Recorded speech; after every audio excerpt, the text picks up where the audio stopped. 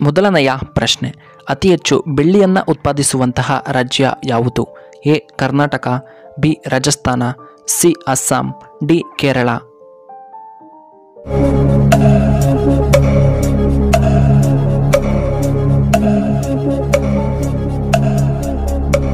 ಇದಕ್ಕೆ ಸರಿಯಾದ ಉತ್ತರ ಆಪ್ಷನ್ ಬಿ ರಾಜಸ್ಥಾನ್. ಇನ್ನು ಎರಡನೆಯ ಪ್ರಶ್ನೆ, ಹಿಂದೂ ಧರ್ಮದ ಅತ್ಯಂತ ಪವಿತ್ರ ಗ್ರಂಥ ಯಾವುದು? A Bible, B Bhagavad Gita, C Ramayana, D Quran.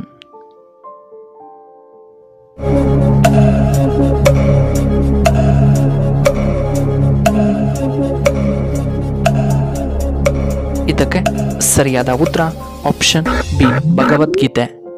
ಇನ್ನು ಮೂರನೆಯ ಪ್ರಶ್ನೆ, ಯಾವುದನ್ನು ಚೆನ್ನಾಗಿ ಬೇಯಿಸಿದರೆ ತುಂಬ ಒಳ್ಳೆಯದ್ದು? ಎ ಕೋಳಿ ಮೊಟ್ಟೆ, ಬಿ ಓಟ್ಸ್, ಸಿ ಹಾಲು, ಡಿ ಚಿಕನ್.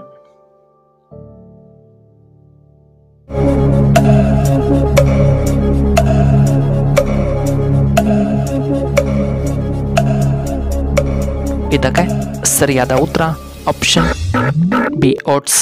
ಇನ್ನು ನಾಲ್ಕನೆಯ ಪ್ರಶ್ನೆ, ಮನುಷ್ಯನು ಎಷ್ಟು ವಿಧದ ವಾಸನೆಯನ್ನು ಗ್ರಹಿಸಬಲ್ಲ?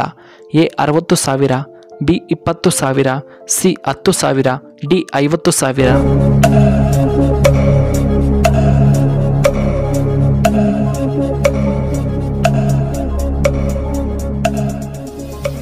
ಉತ್ತರ ಆಪ್ಷನ್ ಡಿ 50,000. ಐದನೆಯ ಪ್ರಶ್ನೆ, ಯಾವ ಹಬ್ಬವನ್ನು ಚಳಿಗಾಲದಲ್ಲಿ ಆಚರಣೆ ಮಾಡುತ್ತಾರೆ? A Sankranti, B Dasara, C Deepavali, D ಗಣೇಶನ ಹಬ್ಬ.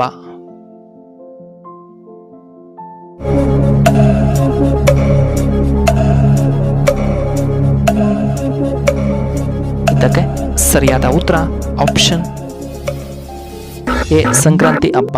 ಇನ್ನು ಆರನೆಯ ಪ್ರಶ್ನೆ, ನೊಬೆಲ್ ಪ್ರಶಸ್ತಿಯನ್ನು ಯಾವ ದೇಶದಲ್ಲಿ ನೀಡಲಾಗುತ್ತದೆ? A Japan, B Norway, C Russia, D America.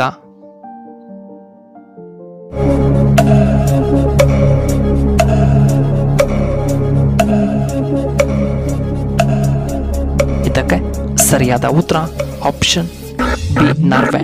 ಇನ್ನು ಏಳನೆಯ ಪ್ರಶ್ನೆ, ಕರ್ನಾಟಕದಲ್ಲಿ ರೇಷ್ಮೆ ವ್ಯವಸಾಯವನ್ನು ಬೆಳಕಿಗೆ ತಂದಂತಹ ರಾಜ ಯಾರು? A Rashtrakuta, B Tipu Sultan, C Hoysala, D ಚಾಲುಕ್ಯರು.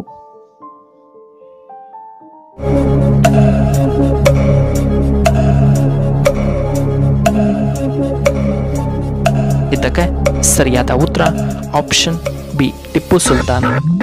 ಇನ್ನು ಎಂಟನೆಯ ಪ್ರಶ್ನೆ, ಹಲಸಿನ ಹಣ್ಣು ಯಾವ ರೋಗಿಗಳಿಗೆ ತುಂಬ ಒಳ್ಳೆಯದ್ದು? ಎ ಗ್ಯಾಸ್ಟ್ರಿಕ್ ಸಮಸ್ಯೆ ಇರುವವರಿಗೆ, ಬಿ ಕಿಡ್ನಿ ಸ್ಟೋನ್ ಇರುವವರಿಗೆ, ಸಿ ಶುಗರ್ ಇರುವವರಿಗೆ, ಡಿ BP ಸಮಸ್ಯೆ ಇರುವವರಿಗೆ.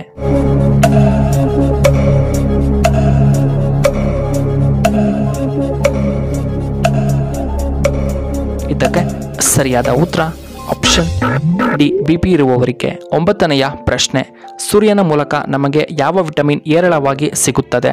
A vitamin D, B vitamin A, C vitamin C, D vitamin K.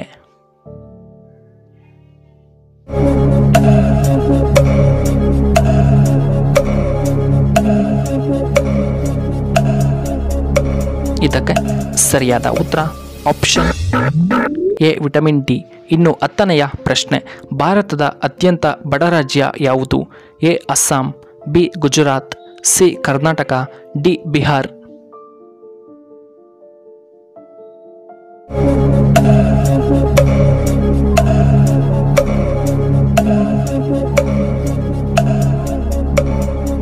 ಇದಕ್ಕೆ ಸರಿಯಾದ ಉತ್ತರ ಆಪ್ಷನ್ ಡಿ ಬಿಹಾರ್. ಇನ್ನು 11ನೆಯ ಪ್ರಶ್ನೆ, ಯಾವ ಹಣ್ಣು ತಿಂದ ನಂತರ ನೀರನ್ನು ಕುಡಿಯಬಾರದು? ಎ ಸಪೋಟ ಹಣ್ಣು, ಬಿ ಪಿಯರ್ಸ್ ಹಣ್ಣು, ಸಿ ಆರೆಂಜ್, ಡಿ ಬಾಳೆಹಣ್ಣು.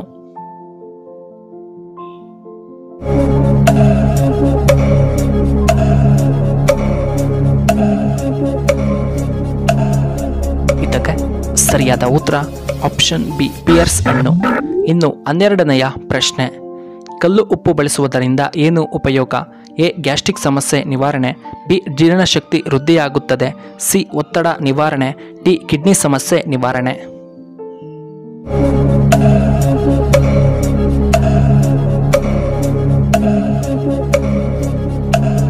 ಇದಕ್ಕೆ ಸರಿಯಾದ ಉತ್ತರ ಆಪ್ಷನ್ ಬಿ ಜೀರ್ಣಶಕ್ತಿ ವೃದ್ಧಿಯಾಗುತ್ತದೆ. 13ನೆಯ ಪ್ರಶ್ನೆ, ಶ್ರಾವಣ ಮಾಸದಲ್ಲಿ ಮಾಂಸವನ್ನು ಏಕೆ ತಿನ್ನಬಾರದು? ಎ ಸಂಪ್ರದಾಯ, ಬಿ ಜೀರ್ಣಾಂಗ ವ್ಯವಸ್ಥೆ ಉತ್ತಮ, ಸಿ ಧನನಷ್ಟ, ಡಿ ಪದ್ಧತಿ.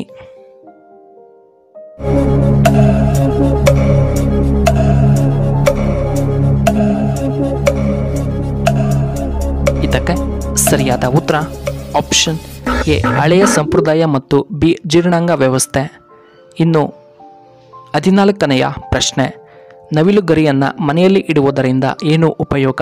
ಎ ಮನೆಯಲ್ಲಿ ನೆಮ್ಮದಿ, ಬಿ ಧನಲಾಭ, ಸಿ ಧನನಷ್ಟ, ಡಿ ಕಷ್ಟಗಳು ಬರುತ್ತವೆ.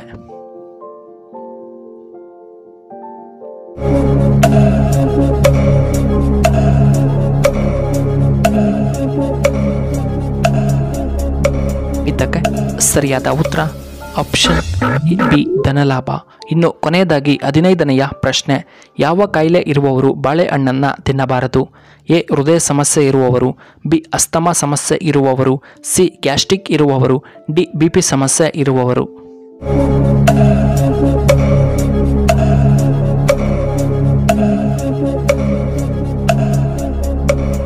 ಇದಕ್ಕೆ ಸರಿಯಾದ ಉತ್ತರ ಆಪ್ಷನ್ ಎ ಹೃದಯ ಸಮಸ್ಯೆ ಇರುವವರು.